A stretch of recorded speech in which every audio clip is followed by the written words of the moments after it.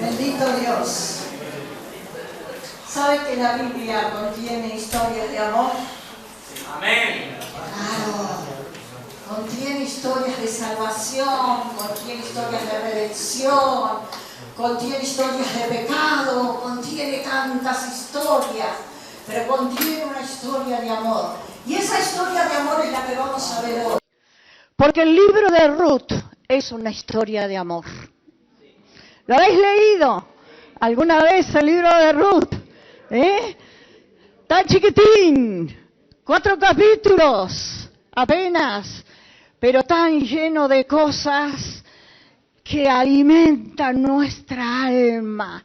Es un libro lleno de tragedia, de lealtad, de humor, de ternura, de ansiedad, y termina con un final feliz, como todo lo que hace el Señor.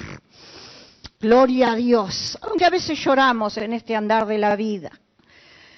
Y en esta historia de amor ocurrió hace mucho tiempo, cuando en Israel aún no había reyes. ¿Sabéis que en la historia de Israel hubo un periodo muy caótico, donde no estaba reinado por reyes? Entonces, ¿quiénes gobernaban en Israel? Los jueces. Claro, gobernaban aquellos que Dios ponía. Me sabéis decir los nombres, sobre todo los alumnos de la escuela bíblica, porque Sansón, uno de los jueces, Débora, Gedeón, hubo muchos jueces, y en la historia de Ruth, cuando acontece en la historia de Ruth, se cree que estaba gobernando uno de estos jueces, que era Gedeón, por lo menos al principio de toda la historia. Y es una historia oscura en el pueblo de Israel, donde había mucho desorden, muchos caos, y dice la palabra de Dios, era un tiempo en que cada uno hacía lo que bien le parecía. O sea que había un desorden total, más o menos como existe, como estamos viendo que está pasando en el mundo hoy en día. ¿Que sí? Hay de todo, menos orden, hay de todo, menos seguridad, por lo menos lo que yo veo en los noticieros. Entonces el Señor tenía un pueblo esclavo, allí en Egipto. Y yo no voy a entrar en esta historia, yo voy a entrar en la historia de cuando Dios los saca de aquella esclavitud a su pueblo. ¿Cuántos años habían estado esclavos? 400 bien largos, 400 bien largos. Y Dios con mano fuerte y poderosa, como cantamos, con mano fuerte y poderosa, oh Dios, me liberaste del pecado, y no me acuerdo qué más, lo saca de Egipto.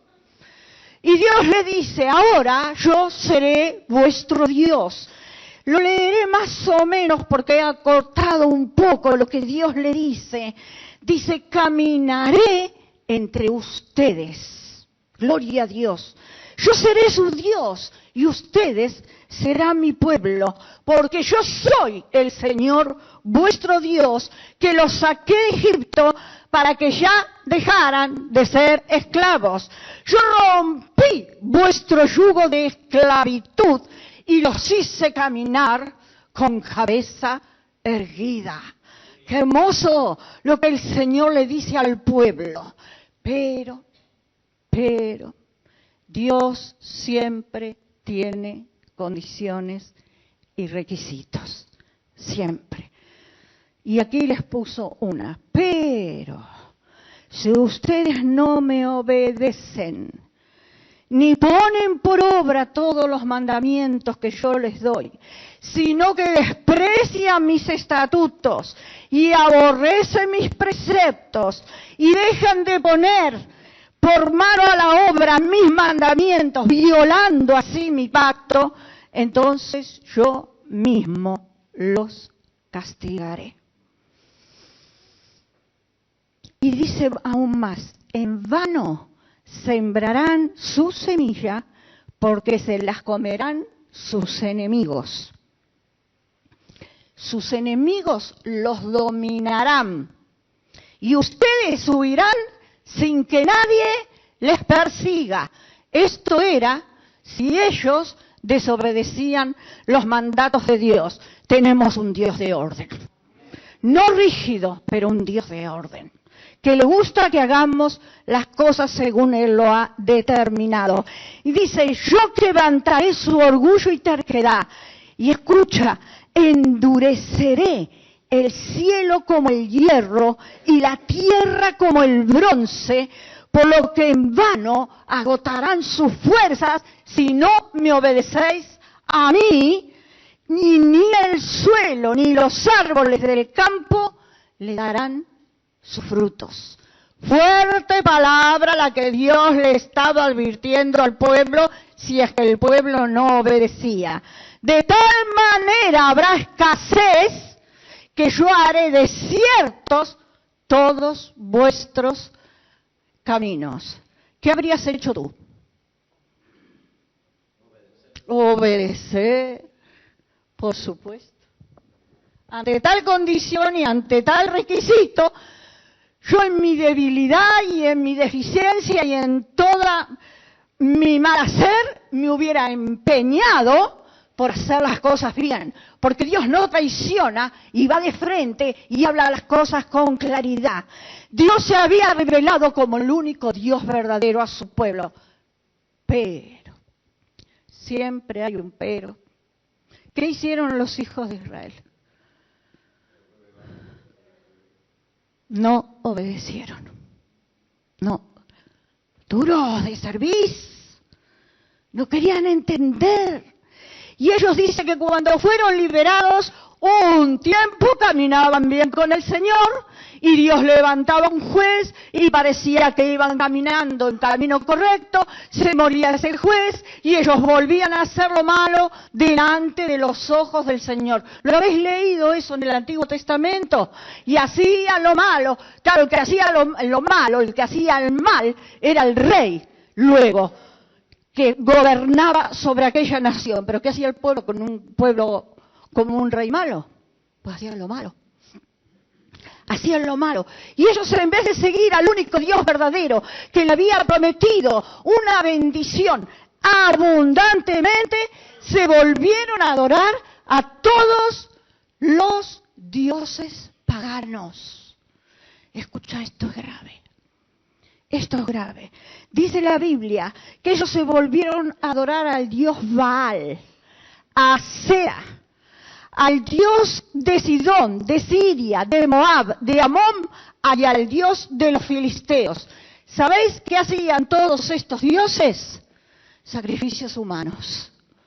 Ofrecían a sus propios hijos a un dios pagano. ¿Cómo estaría el Señor? ¿Cómo estará el Señor hoy en día con tanta rebeldía en los corazones? Y no tenían ningún temor de Dios, ni el pueblo ni los gobernantes. Entonces Dios, que todo lo ve, que todo lo sabe, que todo lo puede, porque Él es omnipresente, omnisciente, lo ve, mira, observa y dice, ahí va mi castigo, porque Dios es justo, porque nosotros no podemos engañarle, porque la palabra dice que todo lo que el hombre sembrare, ¿qué pasará? Cosechará. A Dios no lo podemos engañar. Nos conviene obedecerles, nos conviene obedecer todos los mandamientos. Y aquí comienza la historia de Ruth. Esto es solamente el antecedente. Comienza la historia en un lugar de Judá que se llama Belén. Y Belén significa casa de pan, donde nació nuestro pan, nuestro Salvador. Él dijo, yo soy el pan de vida. Si comemos de Él, nunca podremos tener hambre y Él es el agua de vida. Me gustó la canción, Él es mi pan, Él es mi agua, Él es mi todo. Y allí, en Belén, en aquella tierra de Judá, donde Dios había prometido que sería tierra que fluiría leche y miel, que habría abundancia de todo por consecuencia de la desobediencia de su propio pueblo, había hambre. En la casa de pan no había pan para saciarse. ¡Qué ironía! Según Dios iba a ser, según las promesas de Dios, esta tierra iba a ser una tierra rica. Pero sus moradores desobedientes hicieron que ahora faltara la propia comida. A través de la historia veremos la providencia de Dios. Y a través de la historia veremos que Dios recompensa la fidelidad. Y este es el título de esta palabra. Dios recompensa la fidelidad. Y entonces este es el motivo por el cual una familia de aquel lugar sale de Belén y tiene que emigrar. Y aquí la palabra dice, el hombre de aquel varón en el capítulo 1 del libro de Ruth era Elimelech. No sé cómo se pronuncia, si Elimelech, no tengo la más mínima idea, porque a veces en las traducciones perdemos la acentuación. Pero ese nombre significaba Dios es mi rey. Y él emigra de ese lugar, de su casa, junto con su mujer. ¿Cómo se llamaba su mujer? Noemí. ¿Sabe alguien qué significa el nombre Noemí? Significa dulce, agradable, placentera. Eso significa el nombre de Noemí. Y esta familia tenía 2 hijos. Uno que era Malón, pero los nombres no están bien traducidos. Malón y Kelión. Y los nombres de ellos significaba uno enfermizo y el otro consumido. Vaya nombre que le pusieron los papás a los niños. Ven aquí, enfermizo. Hola, consumido. Yo no sé por qué. Yo no le pondría un nombre así a mi hijo. Jamás. Pero aquí ellos tenían este nombre. Y ellos, después de 10 años, dice la palabra de Dios, el marido de Noemí se muere. Ella se queda sola. Así comienza la tragedia en la vida de Noemí. Salieron de su tierra para buscar días mejores y ahora se fuman toda su alegría, todas sus esperanzas.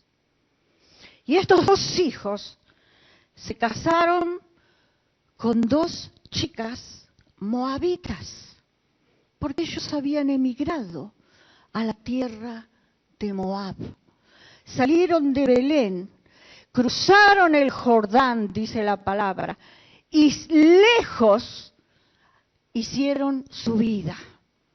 Y estos 2 chicos, el malión, el enfermizo, el consumido, no sé cómo se dice, se casaron con 2 chicas. Una se llamaba Ruth y la otra Orfa. Nosotros leemos Orfa en la palabra. Yo estuve buscando cómo es en el hebreo, y en el hebreo no está escrito como lo tenemos nosotros, lógicamente. Es O-R-P-H-A y con acento, Orfa. Pero da igual cómo se llamaba. Así que las desgracias para esta familia van de mal en peor. Los hijos mueren y no dejan descendencia. ¡Qué terrible!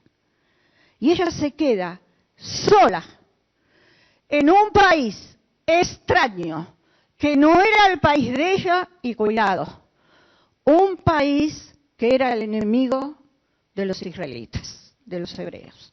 Los moabitas, aunque si estudiamos toda la genealogía vemos que estaban emparentados, sin embargo ellos eran uno de los más fieros enemigos de los hebreos. Y ella se queda allí sola con sus 2 nueras. Qué situación, ¿verdad? Qué triste situación.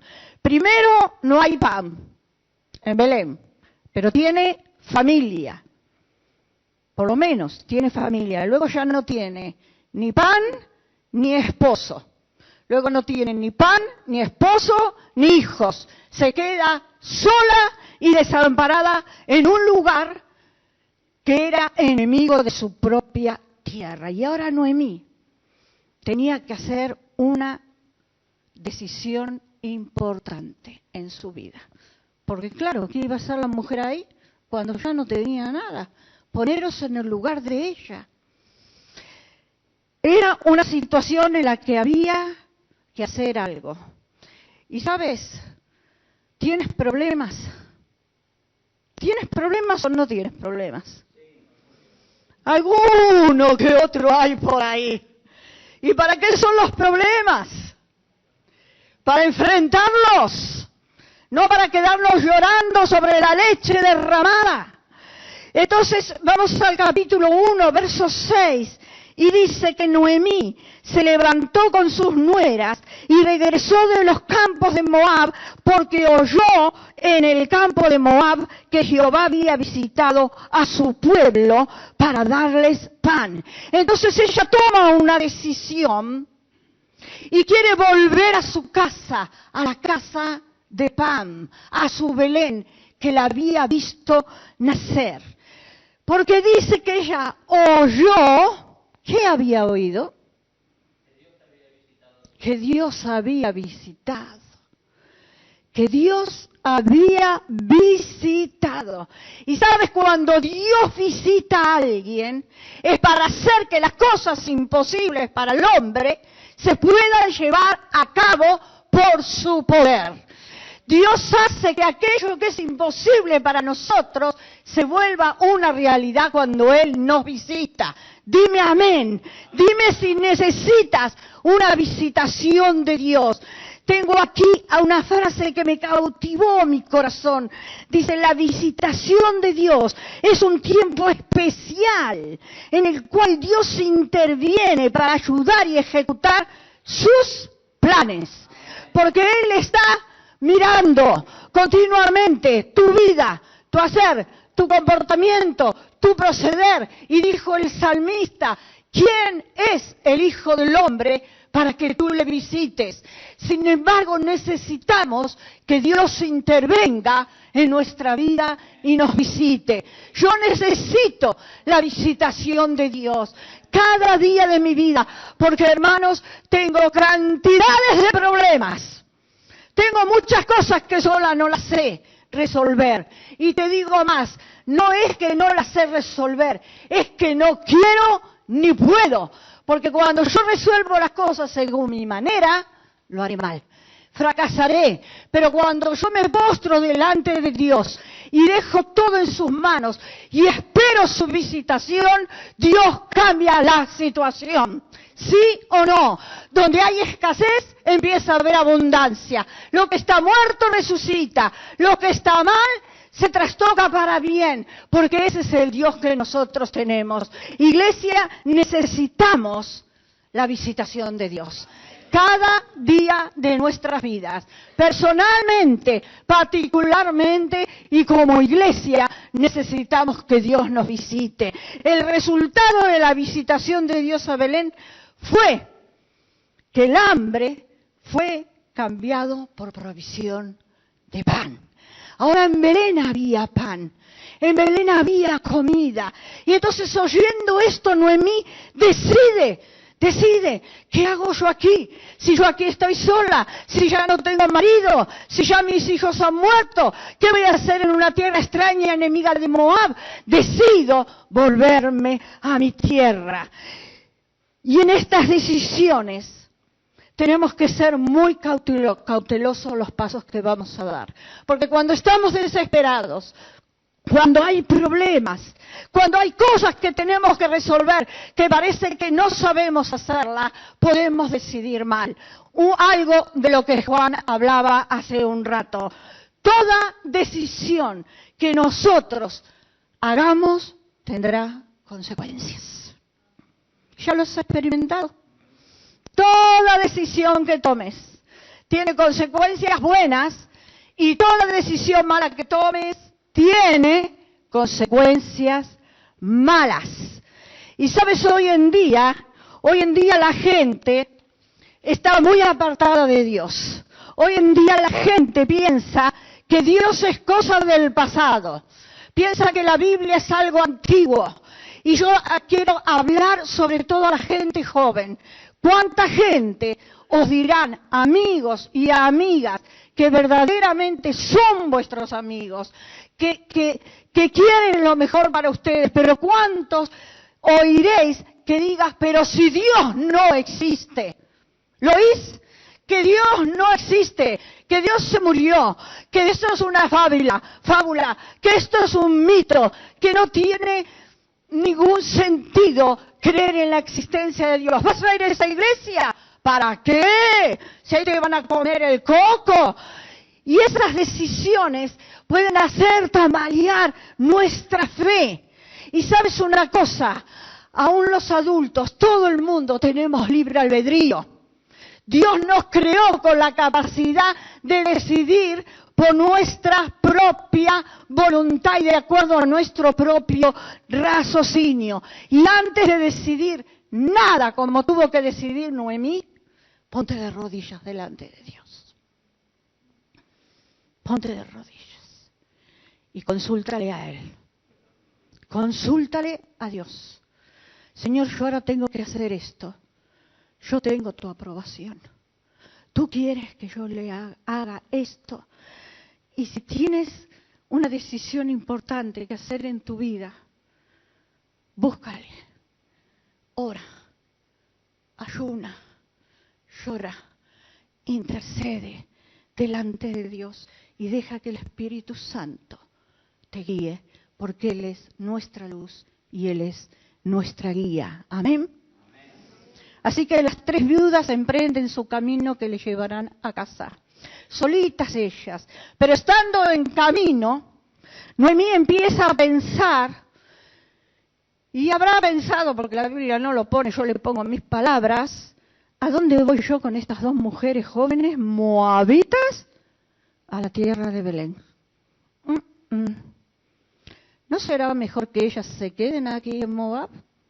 ¿No será mejor que regresen a la casa de su padre, de su madre, porque allí tendrán la oportunidad de casarse nuevamente, de salir adelante en la vida? Y el versículo 8 dice, y Noemí dijo a sus suegras, con muy buena intención, andad, volveos cada una a la casa de su madre. Jehová haga con vosotras misericordia, como la habéis hecho con los muertos y conmigo. Esa es el consejo, esa es la insistencia de su suegra a sus nueras.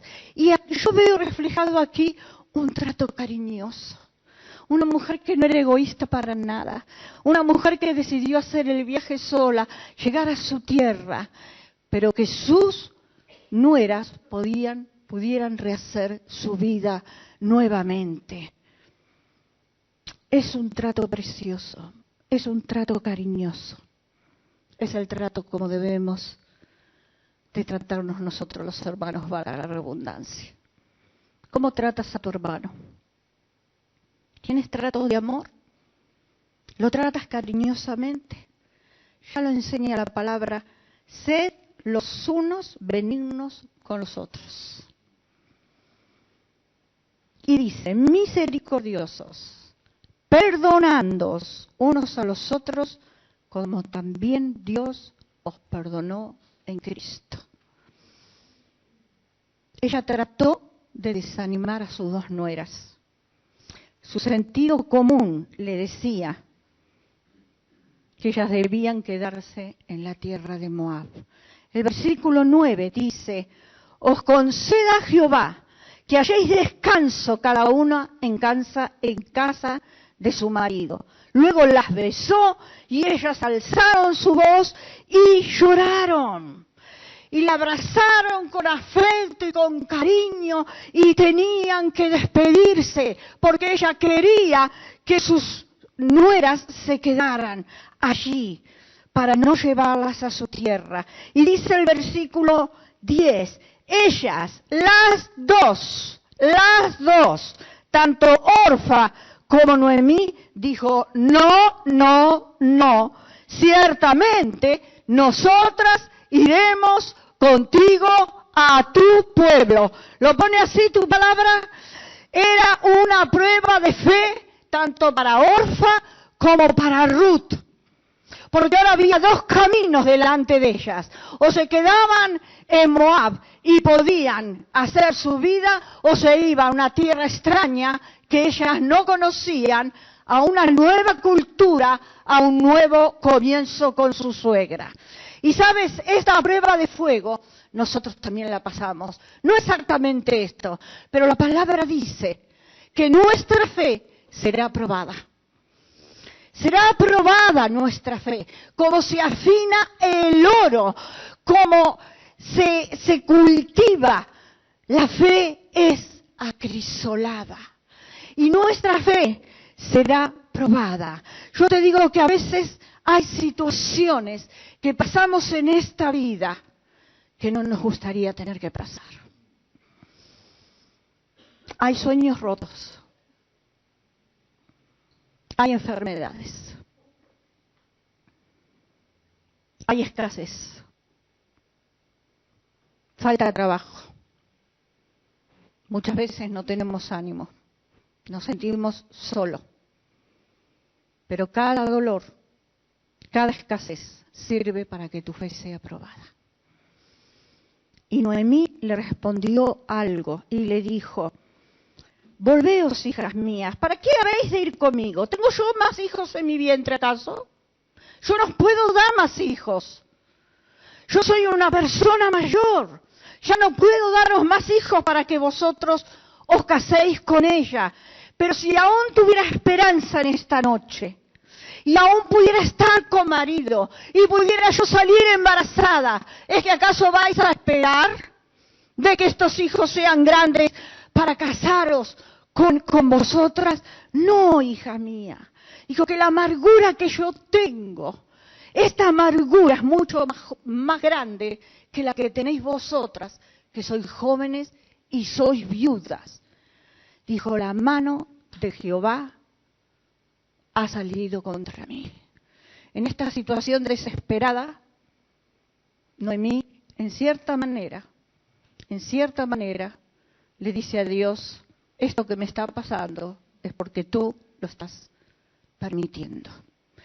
Y hermanos, yo cada día me encuentro más y más con personas que dicen, todo lo que me va mal a mí en mi vida es porque Dios tiene la culpa. ¿Tenéis personas así a vuestro alrededor? ¿Le echa la culpa a Dios de todo? Sí.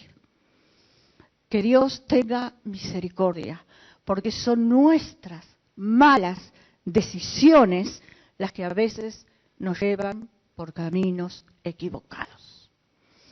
Y en el versículo 14 dice, y ellas alzaron otra vez su voz y lloraron, y Orfa besó a su suegra, mas Ruth se quedó con ella. Una vez más la suegra insiste que se queden, una vez más las nueras dicen que no nos vamos y que te vas y que me quedo, y entre llanto y llanto, una decide irse y la otra decide quedarse. ¿Quién es la que decidió quedarse? Ruth. Ruth decía que ella se quedaría con su suegra. Orfa decide volverse atrás. Orfa decide volverse a su cultura, a su parentela, a su pueblo y a sus dioses. Qué triste volver a aquel lugar de donde Dios le daba la oportunidad de sacarla. Y sabes, a mí esto me muestra algo. Dios nos da la oportunidad a todo el mundo de seguirle. ¿Sí o no? ¿O es que hace Dios acepción de personas? No. Dios a todo el mundo les dice, a los que a mí vienen, yo no los echo fuera, yo los recibo. Te recibió el Señor. Gloria a Dios, gloria a Dios. Pero sabes, hay personas que luego de conocer a Dios, vuelven atrás. Y la palabra dice que aquel que pone las manos en el arado y mira hacia atrás, no es apto para el reino de Dios. Solamente cuando nos acercamos a Él, arrepentidos y humillados nuevamente, Él dice, ven a mí, que yo no te echo fuera. Y sabes, en la iglesia de Éfeso, Dios tiene una recriminación para la iglesia de Éfeso. ¿Qué le dijo?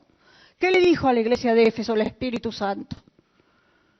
Yo sé de tu arduo trabajo, yo sé de tu perseverancia, yo conozco tus obras, pero,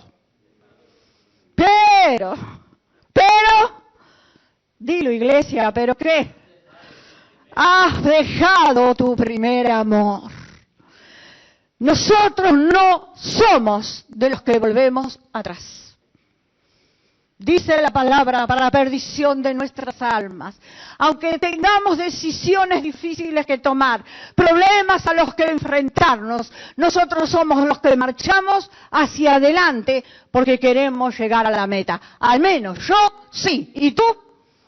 Amén, claro que sí. Seguimos adelante, como hizo Ruth. Tenemos que ir adelante aunque la higuera no florezca, ni haya fruto en sus vides, ni haya vaca en sus corrales, aunque haya escasez, aunque haya miseria, aunque haya amigos que te digan, ¿para qué vas a seguir a un Dios que no existe? Aunque tengas 1000 problemas, yo decido seguir adelante con mi Dios que me toma de la mano, con aquel que me hace vencedora juntamente con Cristo. Y Noemí le dice, he aquí tu cuñada se ha vuelto a su pueblo, a sus dioses, vuélvete tú con ella, atrás de ellas. ¿Sabes lo que significa el nombre Orfa? U Orfa, según se diga en hebreo, dura de servir, dura de entendimiento. Yo hago aquí lo que quiero. Y ella hizo lo que quiso y se volvió a su tierra y se volvió a sus dioses. Pero Ruth, Orfa tomó una decisión equivocada. Nunca más se habla de Orfa o Orfa en la palabra de Dios. En cambio, Ruth tomó la decisión acertada. Sabía. ¿Sabes qué llegó a hacer Ruth? ¿Quién llegó a ser Ruth? ¿Quién llegó a ser Ruth? La bisabuela del más grande de los reyes de Israel, del rey David. ¿Sabes qué te digo? La decisión que tú tomas determinará tu destino. La decisión que tú tomes determinará tu destino. Tú decides bien, bien te irá. Tú decides mal, mal te irá. Y perdóname que yo te digo esto, pero es así. Nosotros somos moralmente responsables de las decisiones que tomamos. Y Noemí tuvo en Ruth una nuera leal, una nuera que la acompañó. ¿Quieres irte tú también, Ruth, como se ha ido tu cuñada? ¿Quieres darme la espalda y quieres volver a tus dioses? Y qué hermoso el versículo. Este versículo me enamoró. Este versículo me cautivó. Este versículo lo dicen muchas parejas delante del altar cuando se van a casar. Y respondió Ruth en el versículo 16. No me ruegues que te deje y me aparte de ti, porque a donde quiera que tú fueres iré yo, y donde quieras que vivieras, viviré. Gloria a Dios. Tu pueblo será mi pueblo y tu Dios mi Dios. ¿Hizo bien? Hizo bien. Gloria a Dios por Ruth. Decidió bien Ruth, no siguió el mal consejo de su cuñada y le dijo, donde tú murieres, suegrita mía, donde tú murieres, moriré yo, y allí será sepultada. Así me haga Jehová y aún me añada, que solo la muerte hará separación entre nosotras dos. ¡Qué mujer valiente! ¡Qué mujer de convicción! ¡Qué mujer decidida! ¡Qué mujer segura! ¡Qué mujer que quería dejar los dioses y abrazar al único Dios verdadero! ¡Gloria a Dios! ¿Cuántas mujeres hoy en día necesitamos en este mundo pecaminoso, en este mundo pecador? ¿Quieres ser una mujer como Ruth? ¡Gloria a Dios! Yo sí lo quiero ser. Una mujer como Ruth. Ella estaba decidida a ir a esa tierra. En esa tierra murió, en esa tierra fue sepultada, en esa tierra ella jamás volvió a ver a su tierra, ni nunca más volvió a ver a sus padres. ¿Por qué? Porque ella rompió completamente con su pasado pecaminoso, que la ataba y que la esclavizaba. Gloria a Dios, que tenemos que ser cristianos valientes, decididos, esforzados y que marchan hacia adelante. Ahora, ¿sabes una cosa? En todo esto había un plan maravilloso, un plan que nos va a mostrar que verdaderamente Dios recompensa la fidelidad. ¿Eres fiel? ¿Eres fiel a Dios? ¡Qué poquitos que son fieles! ¿Eres fiel? Amén. Si no lo somos, más vale que empecemos. Porque nos va la vida. Porque nuestras decisiones marcan nuestro destino. Dios tuvo misericordia de ella. Y sabes una cosa, Ruth no buscó a Dios. Ruth siguió a su suegra. Fue Dios el que la buscó a ella, como te buscó a ti. Dios te buscó a ti. Cuando no eras nada ni nadie, Dios te amó. Dice la palabra que Él nos amó primero. Él te amó a ti. Te amó cuando estabas lejos, cuando no te interesabas de nada de Dios, cuando ni entendías de Dios, cuando creías que Dios era simplemente una religión. Él ya tenía la mirada puesta sobre ti y te amaba. Te amaba con amor eterno. Y tiene planes preciosos para tu vida si es que tú no vuelves atrás. Acuérdate que Dios recompensa. Dios es un Dios fiel. Dios es un Dios fiel. Dios recompensa tu fidelidad a Él. Y acuérdate de la consecuencia que puede venir. ¿Qué dijimos al principio? En la tierra de Belén vino hambre. Dios todo lo va a permitir. Dios todo lo va a permitir. Y ellas dos se van caminando, solas, a pie. Vuelven a la casa de pan. Vuelven a Belén. Las dos viuditas. La suegra y la nuera. Y llegan al comienzo de la cosecha de la cebada. Finales de abril, principio de mayo de nuestro calendario. Esta fecha más o menos podría ser.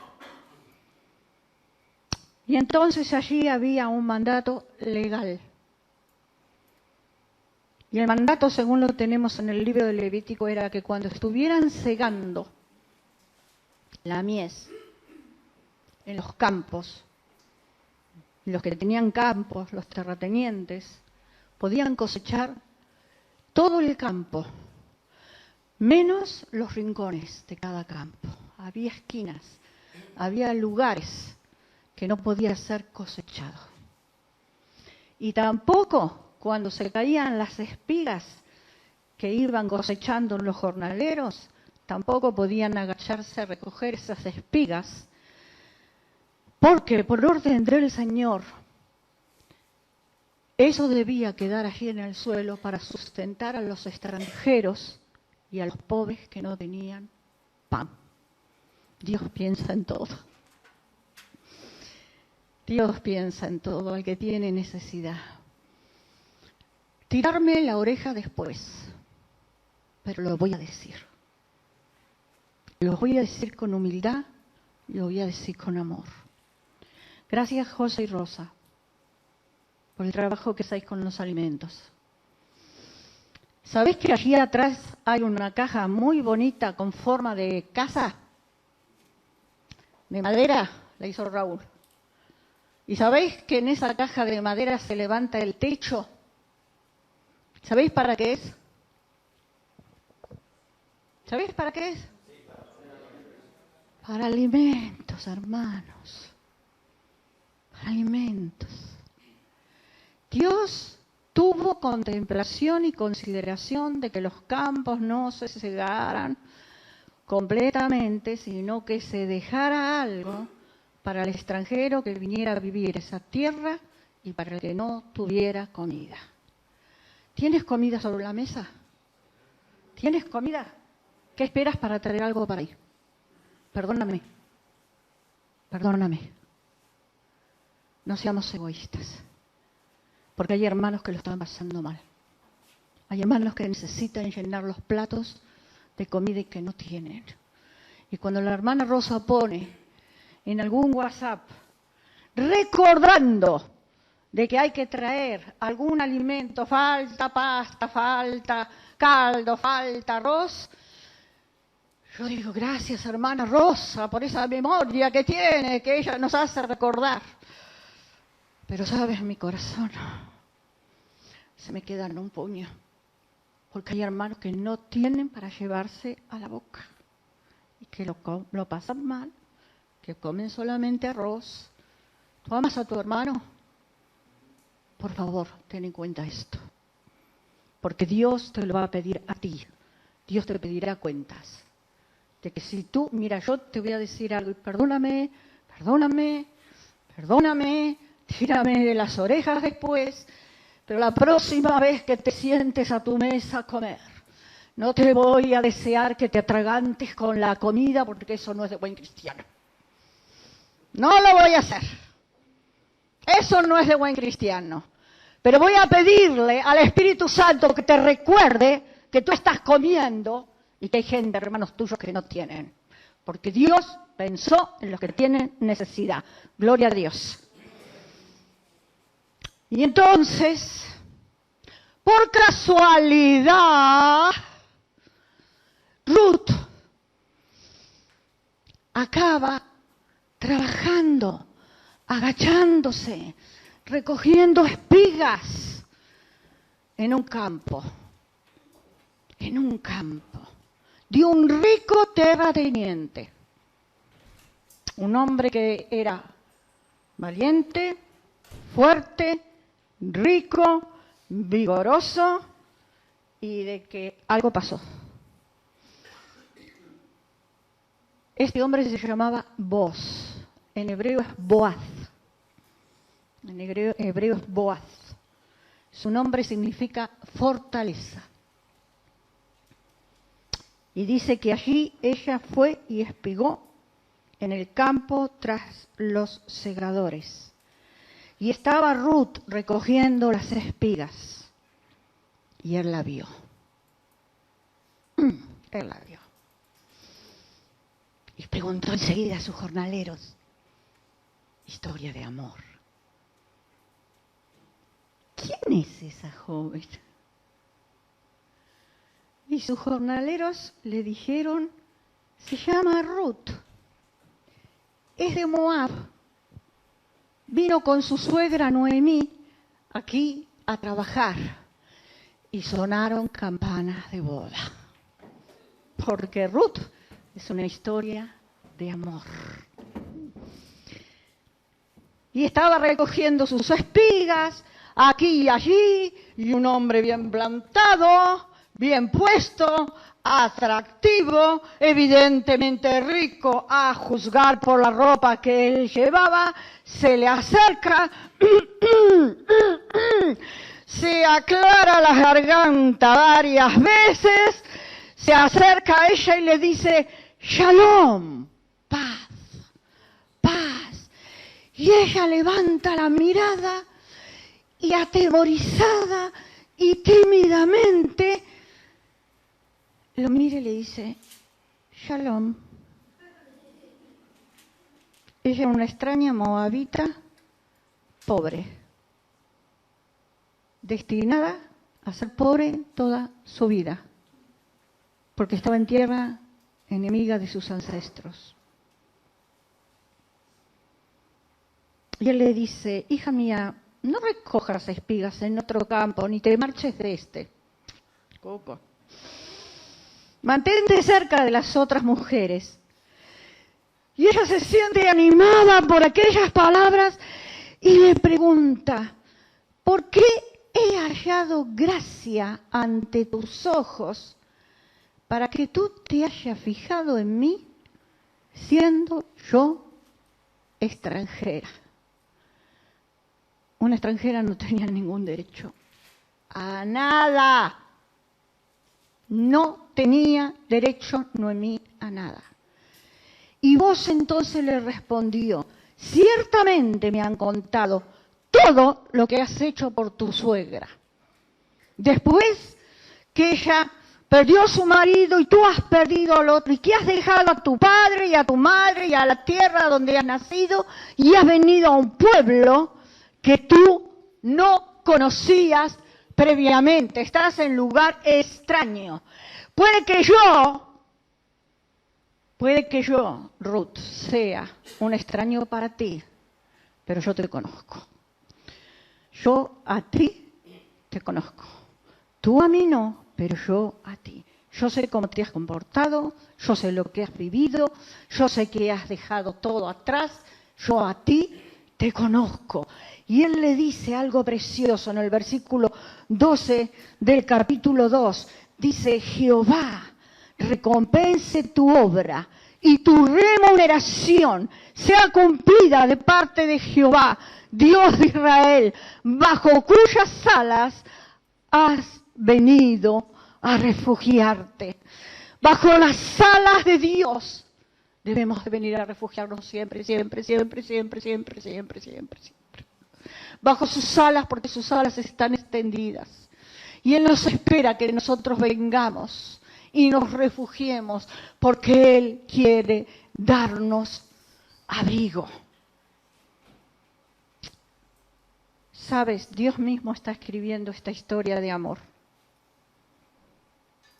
Y como Dios recompensa la fidelidad a Ruth, la recompensó con creces.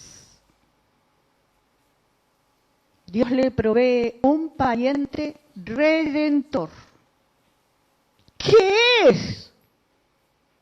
Dice Ruth, un pariente redentor, pero este tío ¿de qué va? ¿Qué es pariente redentor? En mi tierra eso no existe.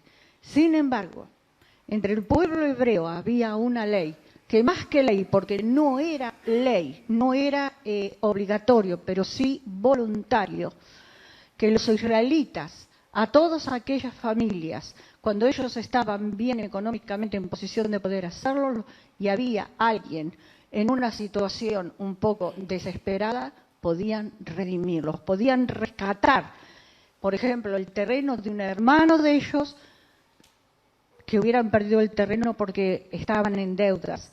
Podían rescatar a algún hermano que estuviera esclavo.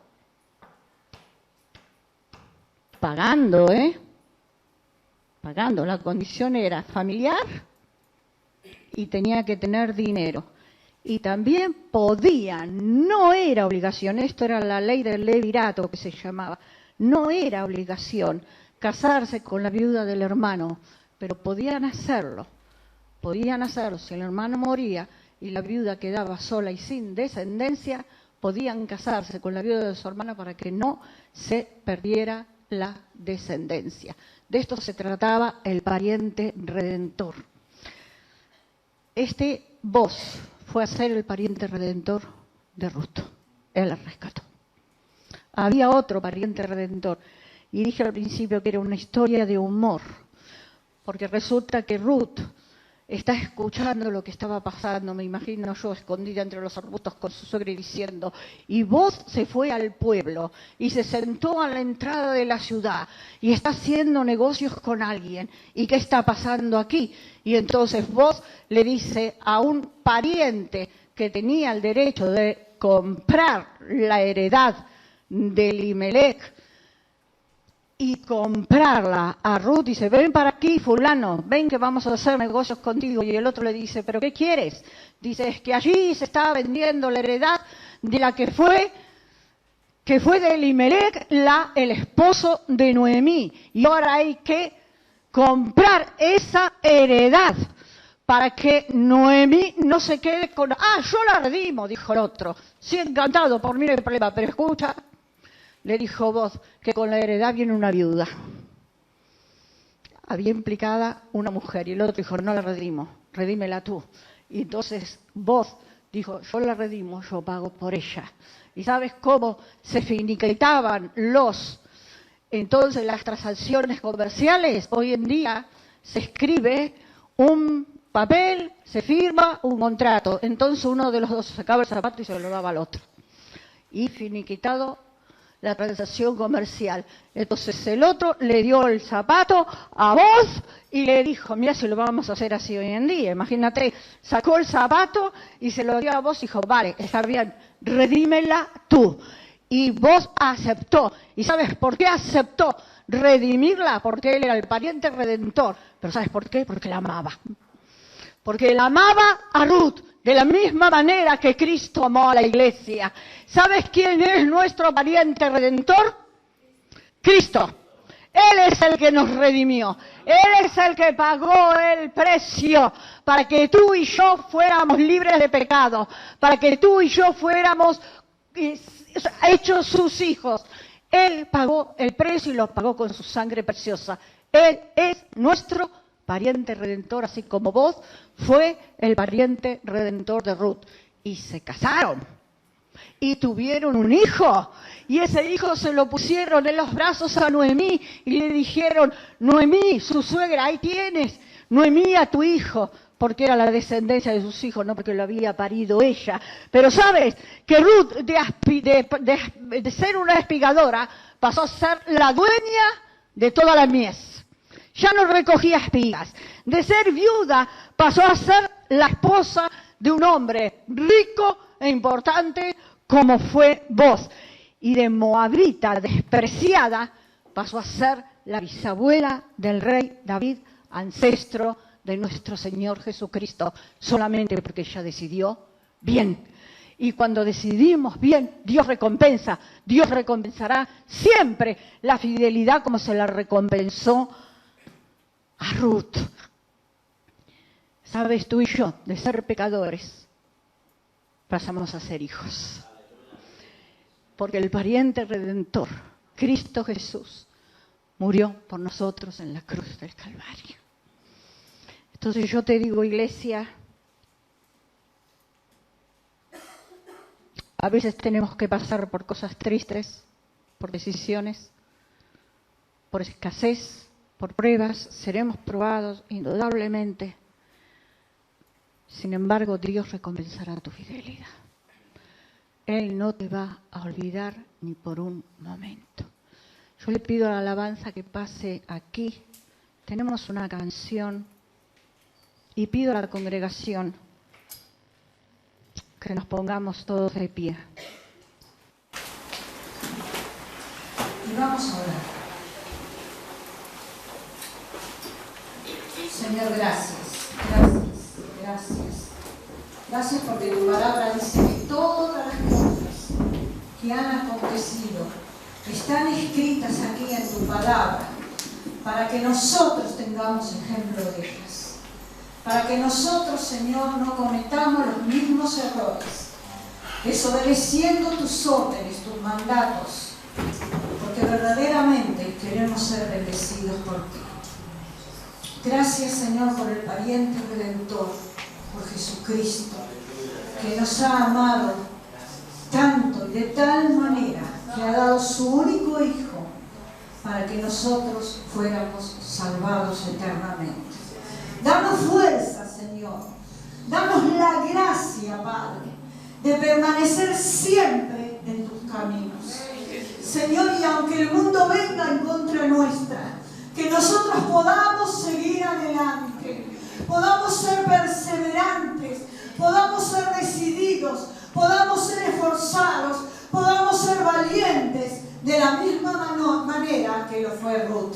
Que podamos dejar el pasado atrás y caminar hacia adelante a la casa de pan, sabiendo que de ti viene el socorro, sabiendo que de ti viene la abundancia, sabiendo que de ti viene la misericordia, sabiendo, Señor, que aunque haya algunos o muchos que estén a nuestro alrededor, que quizás aún por nuestra fe nos desechen, nos rechacen, Señor, y se burlen quizás, diciendo como bien dice tu palabra, toda cosa, toda clase de cosas en contra nuestro, mintiendo. Señor, tú nos miras, tú sabes quiénes somos y sabes, Señor, que tu iglesia es la niña de tus ojos, Padre, que tú has pagado con alto precio, con sangre preciosa. Oh Dios mío y Rey mío, míranos en esta tarde, visítanos, Señor, para la gloria y la honra de tu nombre, porque tú eres fiel, Señor, porque tú nos has amado cuando nadie nos había amado. Y a veces éramos como Ruth, extraños y peregrinos, pero hemos entrado a tu casa, hemos venido a tu familia y allí estamos, Señor, y te pedimos, danos fuerza, danos gracia, protégenos bajo tus alas de amor. Gracias en el